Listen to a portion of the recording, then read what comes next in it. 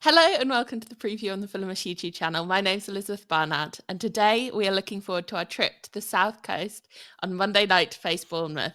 We got a bit of a tricky record at the Vitality, but with Bournemouth's recent run of form, might we be able to finally pick up a win?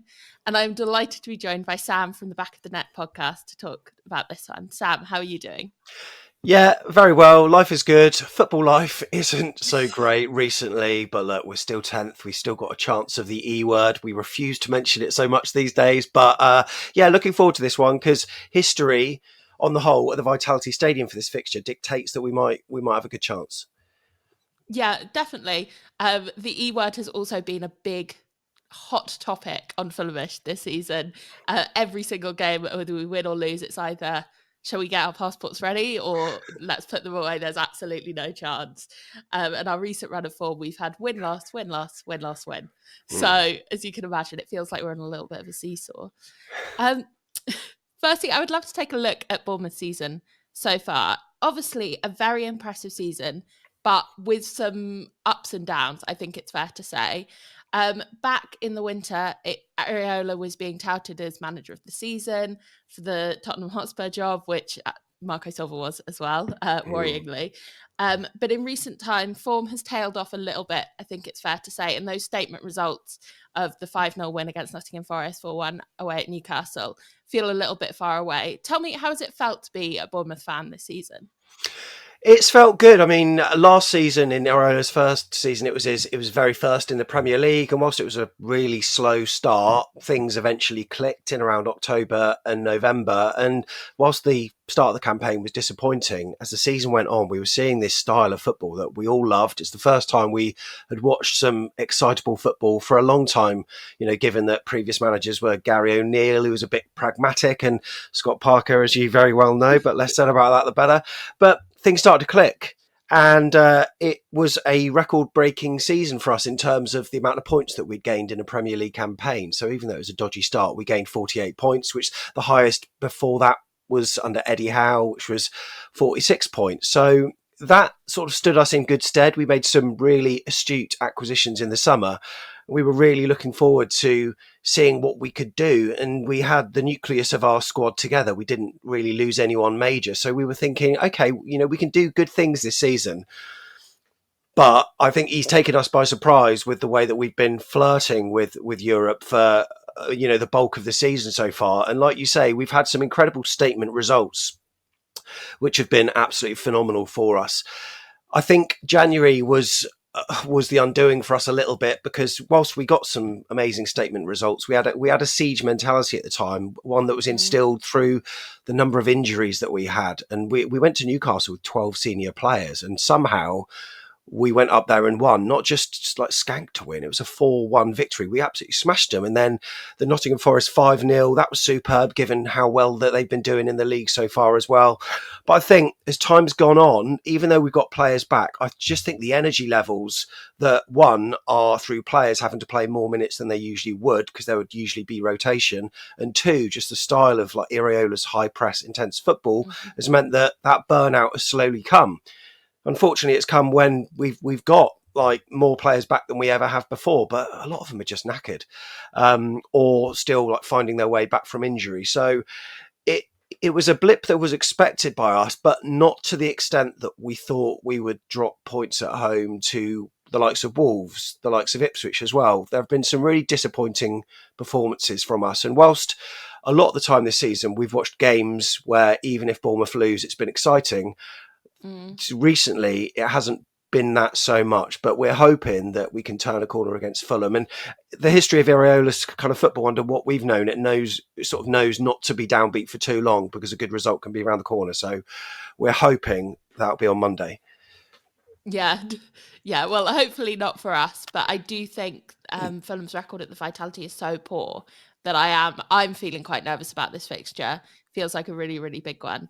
I'd love to talk to you a bit more about those injuries then, and about that fatigue you're talking about, because it felt like back in the winter when Bournemouth were on a very impressive run of form, there were still loads of injuries, and you were able to pick up those results.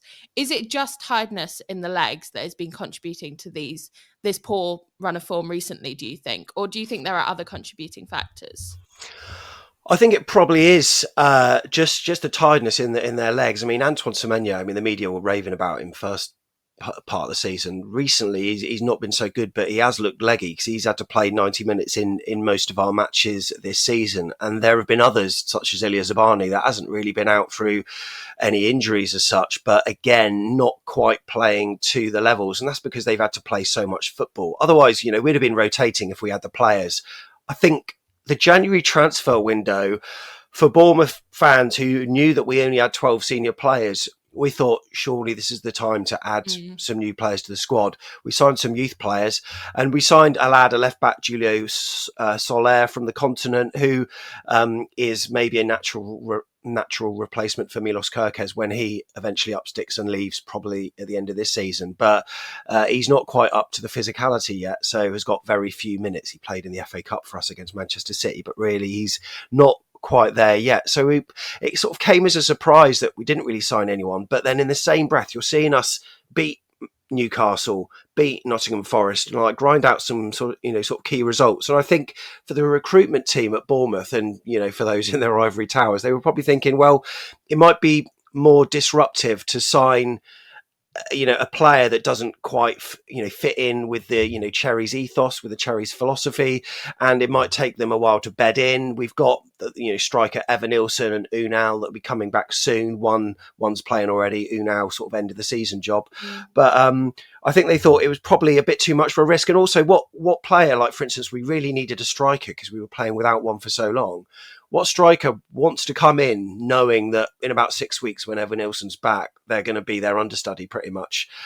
So we've had to make do. So Dango Atara, our winger, has had to play up front. We've got Lewis Cook, our midfielder, playing at right back. We're putting square pegs in round holes, or round holes in square pegs, whichever way you want to say it. And we've got by, but yeah, it has sadly caught up with us. And I just think the players are leggy. And I think the nature of football, when you lose a number of matches in a row, I think we've now lost 4 home games on the trot.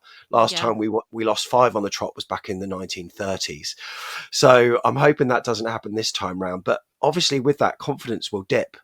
And I think that probably plays its part as well. But we've seen the players training, and it seems that team spirit is still there. They still believe in what Iraola is doing. So hopefully, it is just that, just a blip. Yeah. Yeah. I also wanted to ask you, Iraola, obviously a very impressive manager, someone that I've enjoyed watching games of. I always enjoy when Bournemouth are on the telly, because the games are often so exciting. Are you worried about losing him at the end of the season?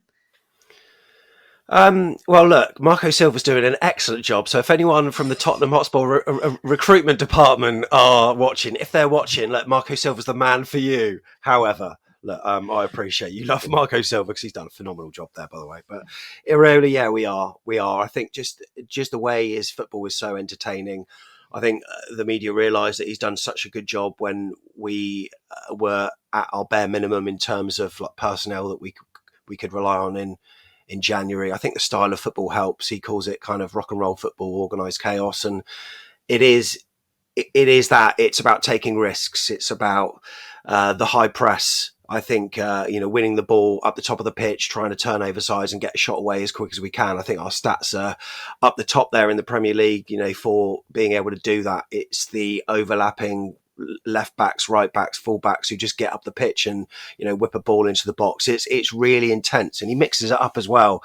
And it is the entertainment factor, and it's kind of like with Spurs, it's kind of like the way that Ange Postecoglou likes to play as well. So, given how badly he's doing there has been a concern. But the one sort of positive thing that Cherries fans are sort of clinging onto is the fact that Iraola's looking for schools for his kids around here. He's got his kids like nice and settled and stuff. He's bought a house down here, so we're maybe reading into these things a little bit too much. But he's the best thing that's happened to us for a long time. And you know Mm. what? We're lucky to have had 2 amazing coaches in Eddie Howe, but also like Andoni Iraola. I think Andoni Iraola is tactically better than what Eddie Howe is, which a lot of Bournemouth fans at one point would have said that's sacrilege to say. I don't think it is. But then Andoni couldn't have done what Eddie did and take us up from League Two to the Premier League. But what we got now, this enables us to push us on a little bit higher. Having Iraola's key. for the in order to achieve what we want to achieve. We know we're going to lose players at the end of the season, but as long as we've got Andoni, we know that he can mould these players into what he needs them to be. For instance, Ryan Christie always played on the wing. He's now our number 10, and in that role, he's been absolutely phenomenal for us. And there are other players that are playing in different positions. Antoine Semenyo is now playing out wide for Bristol City. He was playing as their striker. He's phenomenal now. So as long as we've got him, that's absolutely crucial to the success of AFC Bournemouth. So we're hoping that he don't go anywhere. Yeah, I mean, it's a very similar story here. Players like Raul Jimenez and Rodrigo Muniz would not be the players they are without Marco Silva. And his record at turning around players' fortunes has been really impressive. So, if the Tottenham Hotspur recruitment staff are watching, maybe I think Thomas Frank at Brentford's doing a great job. So Yeah. maybe check in on him, I think. I'd love to turn our attention towards Monday's game then properly, and talk about Bournemouth's main threats on the pitch. How are your guys going to be able to hurt Fulham on Monday night? It's difficult. I mean, our players have got to be on form. I mean, we can only look on and admire what you guys are doing, what Forest are doing. Basically, the class of 2022 got promoted. I mean, all three clubs are absolutely superb. And I know that a lot of supporters mention this kind of vast gap between the Championship and the Premier League, and like, all three teams have got relegated this season. But just wind back a bit and take a look at the fact that Forest, Bournemouth, and Fulham are both in the top. That are all in the top 10, and for once, we've never had to look over our shoulder this season, which is absolutely phenomenal. And it's thanks to the likes of Antoine Semenyo, who I think he's going to be one of the players. I think a lot of Fulham fans will probably look at him as being one of our goal threats. Evan Nilsson up front for us. He was the sort of Dom Solanke replacement. Obviously, we managed to sell Dom for 60 mil. Last summer, and he's come in for 40, and he's been superb recently. It's almost like the team have kind of like, since he's been back in the side, they've kind of like, oh, it's okay, we've got a goal scorer back now. We don't have to share the goals around the team, and the responsibility's almost been solely on him. But he stepped up to the plate, scored some, really good goals for us, really crucial goals. Semenyo, of course. Another sort of curveball that I could throw in is Dango Ouattara, who's scored the equaliser at Craven Cottage with a nice little dink when we drew 2-2 there last time we played you. But he's so unpredictable. He gets fans frustrated, but he also gets fans off their feet as well. So he can be a bit of a live wire on the wing. But if I'm going to go through the spine of the team, I've mentioned sort of two wingers. I've mentioned a forward, of course. If I was to say a defender, Dean Howson, a player that, again, I don't think will be with us for long. Very tall. He's a Spaniard, although he could have played for the Netherlands. He chose Spain. And he's so tall. He's dominant in the air, gets forward, really comfortable with the ball. And again, these are the last sort of 7 games that we'll probably be seeing him in a Bournemouth shirt, because he's likely to go. So, yeah, there are a number of threats, but we're equally aware that you've got loads too. So we're going to be wary. Yeah, well, that brings me on to Fulham's threats very nicely. And I wanted to talk a bit about where Bournemouth have been a little bit weaker, especially defensively. Where can Fulham get at Bournemouth?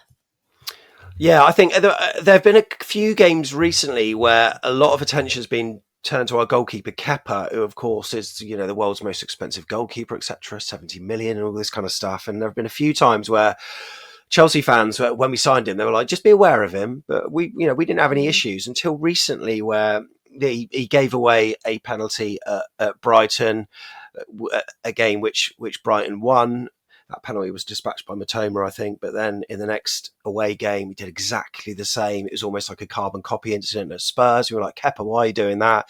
There have been times recently in recent games where Manchester City in the FA Cup, people think he should have been doing better with what turned out to be their winner. So any set pieces is where it's at. And that's what proved to be the case in our last away game at West Ham, where James Ward-Prowse fired over a corner, full crew came in and headed it in.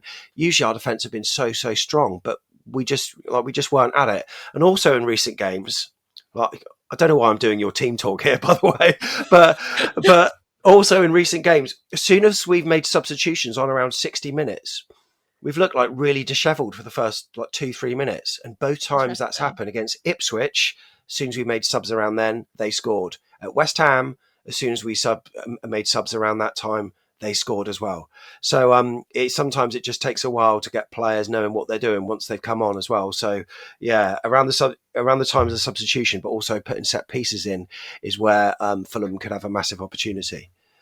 Yeah, well, you'll be pleased to know that Fulham have got a very poor record at scoring set pieces this season. One of the lowest in the league, if not the lowest. That's good. So, and I feel like either our only goal from a corner or like one of two goals from a corner was an own goal off Matt O'Reilly of Brighton. So, yeah, we've just been really, really poor from corners. It's not that we haven't got good deliverers in the squad, but I don't know what's going on, but it's not looking good. Um, Thank you so much for joining me today, Sam. No problem.